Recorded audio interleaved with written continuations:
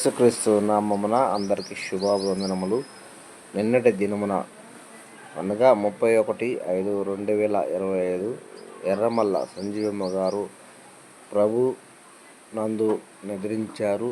ఆమె చాలా భక్తిపరురాలు, చాలా చక్కటి పరిచర్య చేసింది. నిన్నటి రోజున దేవుని పిలుపొందుకొని ఆమె ప్రవేశం పొందింది. సుధీర్ పాస్టర్ గారు, సీనియర్ దైవజనులు, కోదాడ నియోజకవర్గం పాస్టర్ గారు మాటలు విందాం. మన సిద్ధాంతం ఏంటి అని ఆలోచన చేస్తే మన పూర్వీకుల సిద్ధాంతం వేరు.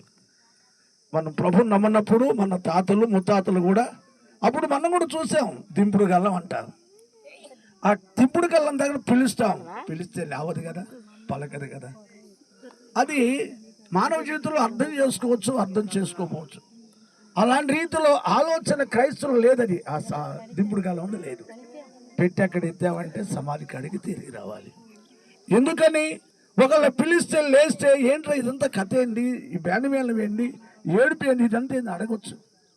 కానీ మరణించడం ఏంటంటే యేసు ప్రభువు ఒక మంచి మాట అన్నాడు, మిమ్మల్ని మనిషిని మట్టి చెత్త చేశాను, ఆకాశం